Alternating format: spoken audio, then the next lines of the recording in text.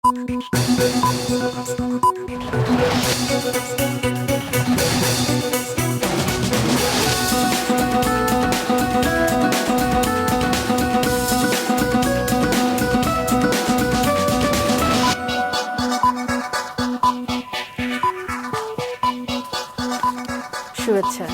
সবাইকে স্বাগত। রাতের মাছরাঙা সংবাদের সঙ্গে আছে আমি ইফতেশাম নাসিম মৌ। শুরুতেই গার্ডিয়ান লাইফ ইন্স্যুরেন্স সংবাদ শিরোনাম। প্রতি বছর মাধ্যমিক পাশ করা শিক্ষার্থীদের একটি অংশ উচ্চ মাধ্যমিকে গিয়ে ঝরে পড়ছে। 2022 সালে এমন শিক্ষার্থীর সংখ্যা ছিল 5 লাখেরও বেশি, আর 4 বছরে তা 20,54,000। কারণ হিসেবে আর্থিক অসচ্ছলতা, অকালে বিয়ে হয়ে যাওয়া সহ নানা বিষয় তুলে ধরেছেন শিক্ষা সংশ্লিষ্টরা।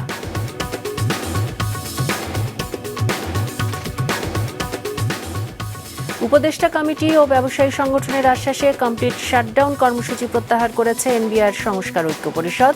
এর আগে তাদের আন্দোলন নিয়ে কঠোর অবস্থানে যাওয়ার হুঁশিয়ারি দেয় সরকার। এনবিআর সংস্কার পর্যালোচনায় 5 সদস্যের উপদেষ্টা কমিটির গঠন করা হয়েছে। এদিকে কমপ্লিট শাটডাউনে আজও বন্ধ ছিল আমদানি রফতানি।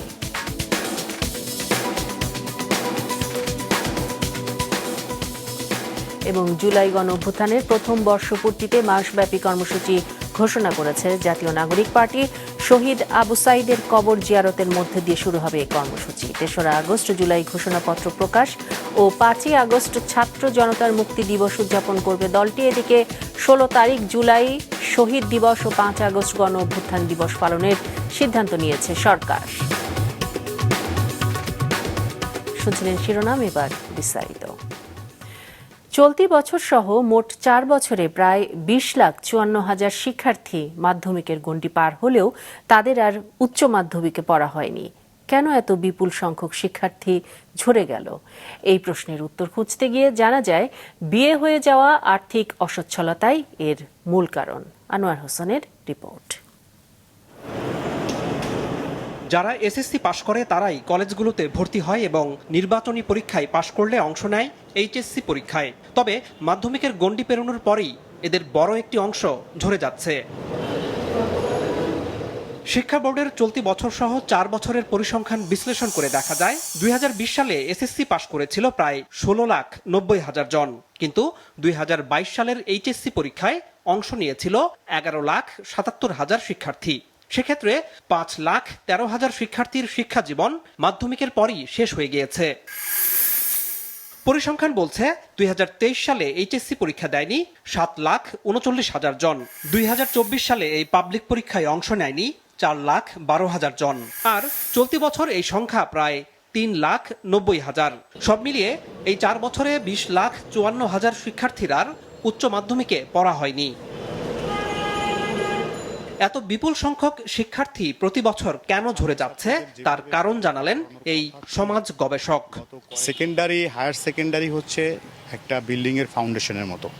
সেই জায়গাটা আমরা ছাত্রছাত্রীদের যেভাবে পড়ালেখা করানোর কথা ছিল, গত কয়েক বছরের নকল, প্রত্যাশিত রেজাল্ট না পাওয়া, দরিদ্রতা, মেয়ে শিক্ষার্থীদের ক্ষেত্রে বিয়ে হয়ে যাচ্ছে, বাবা মা চিন্তা করছে যে দায়িত্ব আর নিতে পারছে না।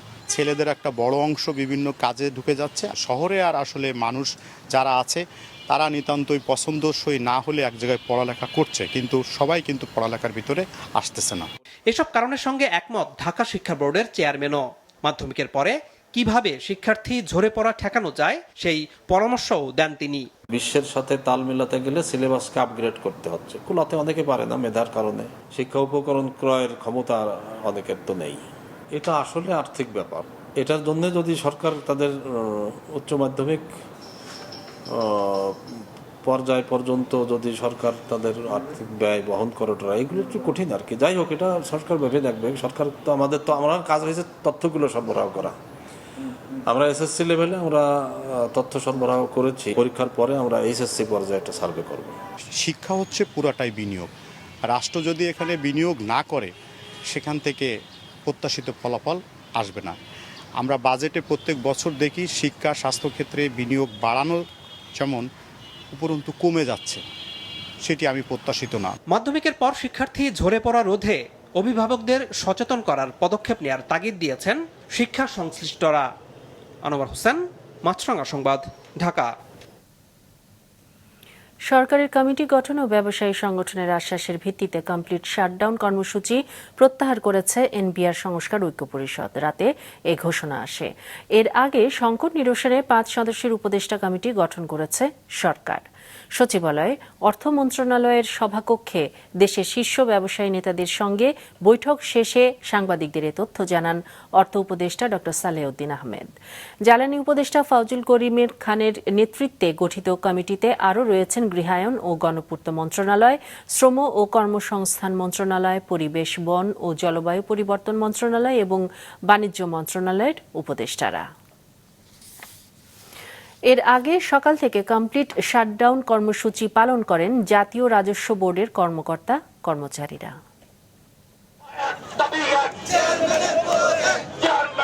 পূর্ব ঘোষণা অনুযায়ী কমপ্লিট শাটডাউন ও মার্চ টু এনবিআর কর্মসূচির অংশ হিসাবে দ্বিতীয় দিনের মতো রোববার সকাল থেকে ব্যানার প্লাকার্ড নিয়ে আগারগাঁওয়ের এনবিআর ভবনের সামনে জড়ো হতে শুরু করেন দেশের বিভিন্ন প্রান্তের কর ও শুল্ক কর্মকর্তা কর্মচারীরা। দাবি জাতীয় রাজস্ব বোর্ড চেয়ারম্যানের অপসারণ ও বোর্ডের যৌক্তিক সংস্কার। 12 মে মধ্যরাতে যে অধ্যাদেশটা জারি করা হয়েছিল, আপনি দেখবেন বাংলাদেশের ইতিহাসে এরকম মধ্যরাতে কোনো অধ্যাদেশ জারি হয় না। বিশেষ একটা গোষ্ঠীকে প্রতিষ্ঠিত করার একটা কৌশল হিসাবে আমরা দেখছি। এটার জন্য সম্পূর্ণরূপে দায়ী হচ্ছে আমাদের চেয়ারম্যান স্যার। উনি যদি আমাদের যৌক্তিক দাগে যথাসময় মেনে নিত এবং উনি পদত্যাগ করতো, তাহলে আমরা কমপ্লিট শাটডাউনে যেতাম না, আর আমাদের রাজস্ব ফলও হতো না। এনবিআর সংস্কার ঐক্য পরিষদের ব্যানারে আয়োজিত এই আন্দোলনে রাজস্ব বোর্ড বিলুপ্তি রোধ, এনবিআর চেয়ারম্যানের অপসারণ সহ বিভিন্ন দাবিতে স্লোগান দেন তারা। সংস্কারের জন্য একমাত্র একজনই দায়ী এবং একজনই হচ্ছে গিয়ে এটার অপসারণ করতে চাচ্ছেন না, বাধা দিচ্ছেন। তিনি হচ্ছেন এনবিআর এর চেয়ারম্যান। উনি অর্থ মন্ত্রণালয়ের সাথে, উনি অর্থ উপদেষ্টার সাথে আমাদের একটা পার্থক্য তৈরি করে দিয়েছেন। তাকে অপসারণ করা না হলে এই আন্দোলনের যে অচলাবস্থা এটা দিনের পর দিন বাড়তে থাকবে এবং আমরা যে কাঙ্ক্ষিত যে রাজস্ব সংস্কারটা চাচ্ছি সেই পদে তিনি বাধা হয়ে দাঁড়াবেন। পরে সংবাদ সম্মেলন করে তারা জানান চলমান অচলাবস্থা নিরসনে শুল্ক ও কর কর্মকর্তাদের 20 সদস্যের একটি দল বিকেলে বৈঠক করবে অর্থ উপদেষ্টার সাথে। ট্যাক্স এবং কাস্টমস থেকে 10 20 জনের একটি ডেলিগেশন মাননীয় অর্থ উপদেষ্টার সাথে আজকে আমরা আশা করছি বিকাল 4টায় সচিবালয়ে মাননীয় অর্থ উপদেষ্টা দপ্তরে আমরা বসবো এবং সেখানে যে আলোচনা হবে আমাদের দাবি দেওয়া উপস্থাপন করব। যদিও অর্থ উপদেষ্টা দুপুরেই জানিয়েছেন কর্মকর্তারা শাটডাউন কর্মসূচি পালন করলেও হচ্ছে না কোনো বৈঠক। বিকেলে অন্তর্বর্তী সরকারের এক বিবৃতিতে জানানো হয় আন্দোলনরত কর্মকর্তা কর্মচারীরা অনতিবিলম্বে কাজে যোগদান না করলে কঠোর ব্যবস্থা নেওয়া হবে। সেই সাথে জাতীয় রাজস্ব বোর্ডের আওতাধীন customs house, ICD, bond commissionerate ও শুল্ক স্টেশন সমূহের সকল চাকরিকে অত্যাবশ্যকীয় সেবা হিসেবে ঘোষণা করার সিদ্ধান্ত জানানো হয় বিবৃতিতে। রায়হান শোভন, মাছরাঙা সংবাদ, ঢাকা। এই কর্মসূচির কারণে চট্টগ্রাম বন্দর ও বেনাপোল সহ দেশের সব কাস্টমস হাউস ও শুল্ক স্টেশনে কার্যক্রম বন্ধ থাকে। Desk report.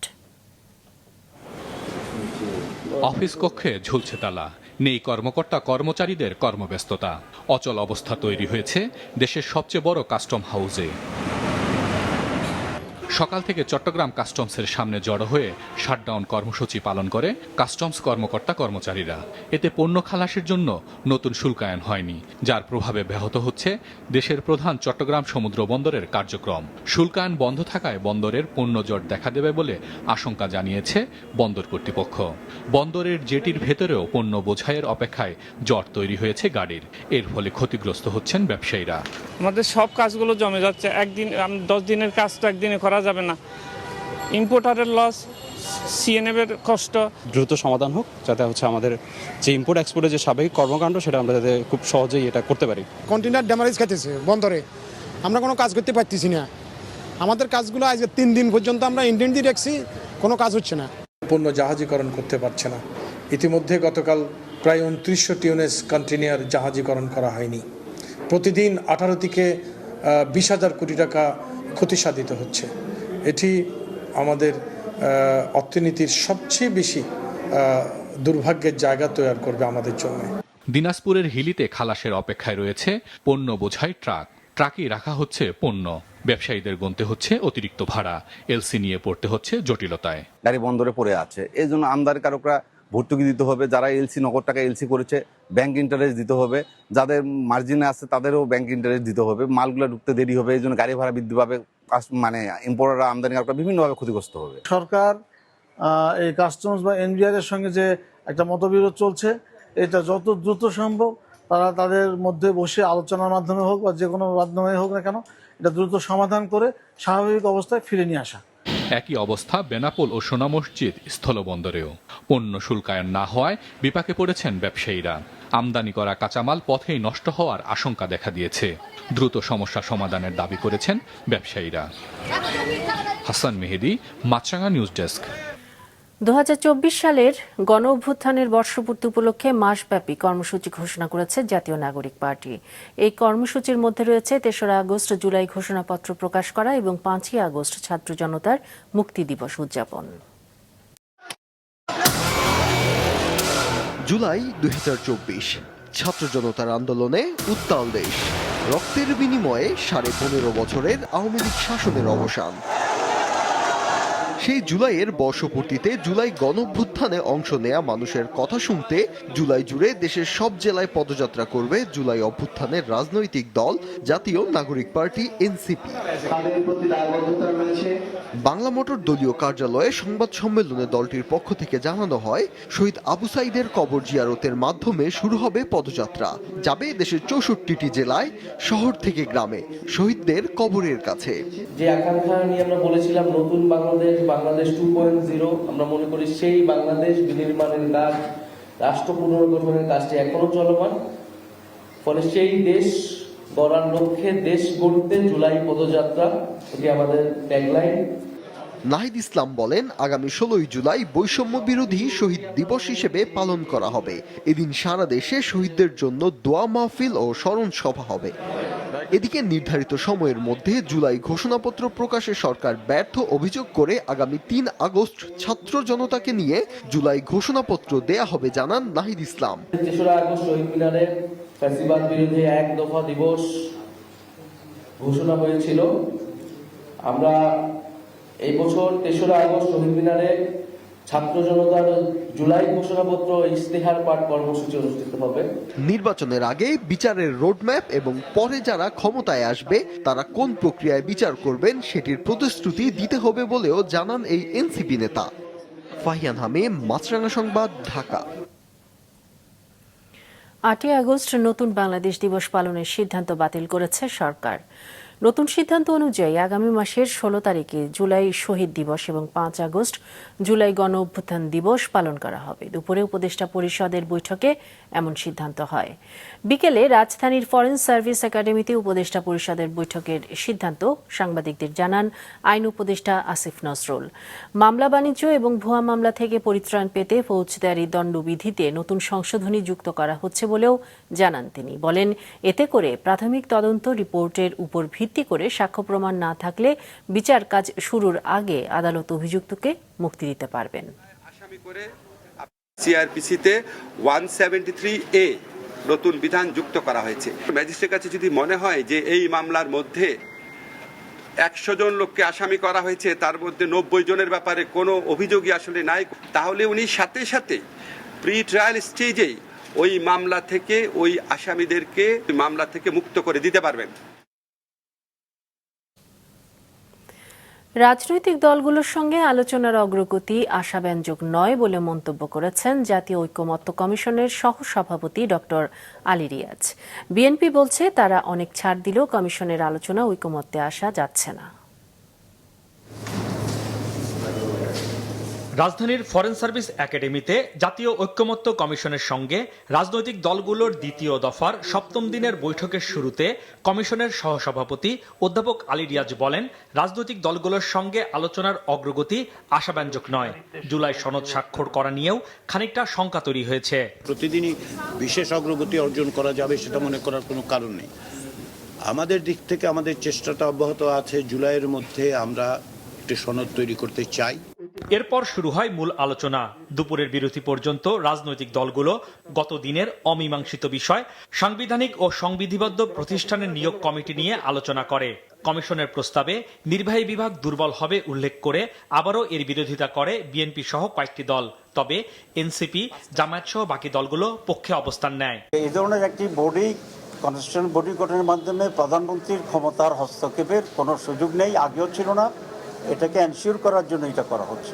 কোনোভাবেই কোনো ফেসিবাদী শাসন কাঠামো বাংলাদেশে প্রতিষ্ঠিত হতে না পারে, সে কারণে মৌলিক সংস্কারের প্রশ্নে তারা যেন একাত্ম হন, এই আহ্বান আমরা রাখতে চাই। দুইটি বিষয়ই আজকে অনিষ্পন্ন রয়ে গেল। জাতীয় ঐক্যমত্য পোষণ এখনো হয়নি। জাতীয় ঐক্যমত্য কমিশনের কাছ থেকে প্রস্তাব এসেছে যে সেটা ওনারা আবারও আলোচনা করবেন। তা আমরা আলোচনায় আগ্রহী। এখন এইভাবে আর কতদিন আলোচনা করলে সেটা নিষ্পত্তি হবে অবশ্য জানি না। কোনো ঐক্যমত্যে না আসায় কমিশনের পক্ষ থেকে বিষয়টি নিয়ে বিএনপিকে দলীয় ফোরামে আবারও আলোচনার আহ্বান জানান ডক্টর আলী রিয়াজ। যে সমস্ত দল এখন পর্যন্ত এই ধরনের প্রস্তাবে সম্মত হচ্ছে না, আমরা কমিশনের পক্ষ থেকে তাদেরকে অনুরোধ করেছি যে এখন তারা পুনর্বিবেচনা করতে পারেন কিনা। আলোচনার দ্বিতীয় ভাগে দ্বিকক্ষ বিশিষ্ট পার্লামেন্ট, উচ্চকক্ষের নির্বাচন প্রক্রিয়া ও উচ্চকক্ষের দায়িত্ব ও ভূমিকার উপর মতামত তুলে ধরে রাজনৈতিক দলগুলো। নির্বাচন প্রক্রিয়া কিভাবে হবে সেই বিষয়ে যদি কোনো আরও সুন্দর প্রস্তাব আসে, গ্রহণযোগ্য প্রস্তাব আসে দেশের স্বার্থে, জনগণের স্বার্থে, আমরা সেটা বিবেচনা করব। কিন্তু সেরকম কোনো প্রস্তাব এখনো পর্যন্ত উঠে আসেনি।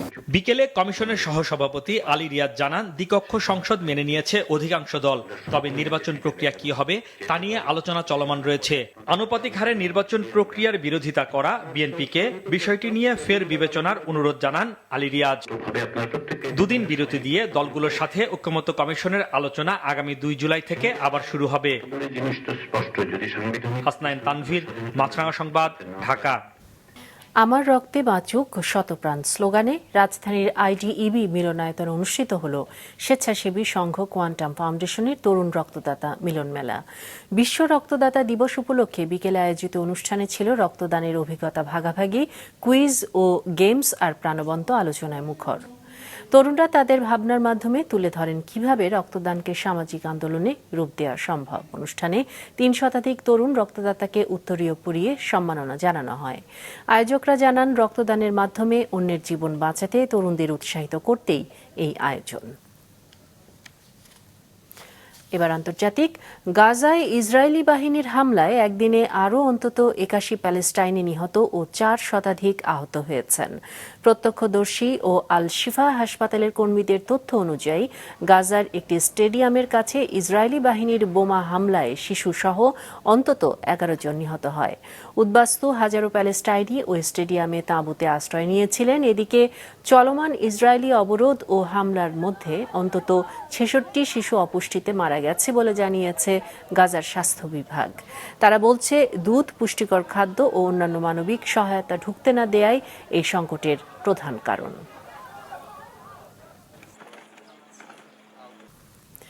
শেষ করছি রাতের সংবাদ। যাবার আগে গার্ডিয়ান লাইফ ইন্স্যুরেন্স সংবাদ শিরোনামগুলো আরও একবার। উচ্চ মাধ্যমিকে গিয়ে ঝরে পড়ে মাধ্যমিক পাশ করা অনেক শিক্ষার্থী। দায়ী আর্থিক অসচ্ছলতা, অকালে বিয়ে হয়ে যাওয়া সহ নানা বিষয়। বাজেটে বরাদ্দ বাড়ানোর উপর জোর। উপদেষ্টা কমিটি ও ব্যবসায়ী সংগঠনের আশ্বাসে এনবিআর এর কমপ্লিট শাটডাউন প্রত্যাহার। সংস্থার সংস্কার পর্যালোচনায় 5 সদস্যর উপদেষ্টা কমিটি গঠন। এবং জুলাই গণ অভ্যুত্থানের বর্ষপূর্তিতে মাসব্যাপী কর্মসূচি জাতীয় নাগরিক পার্টির। 3 আগস্ট জুলাই ঘোষণাপত্র প্রকাশ, আলাদা কর্মসূচি উপদেষ্টা পরিষদের। এই ছিল এখনকার মতো। ফেসবুকে আপডেট পেতে ভিজিট করুন মাছরাঙা টেলিভিশনের পেজ। ইউটিউব চ্যানেলেও দেখতে পারেন আমাদের সংবাদ, প্রতিবেদন এবং অনুষ্ঠান। দর্শক, করোনার সংক্রমণ ফের শুরু হয়েছে এবং তা বাড়ছে। এ থেকে সুরক্ষিত থাকতে ব্যবহার করুন ফেস মাস্ক। এতক্ষণ সঙ্গে থাকার জন্য ধন্যবাদ।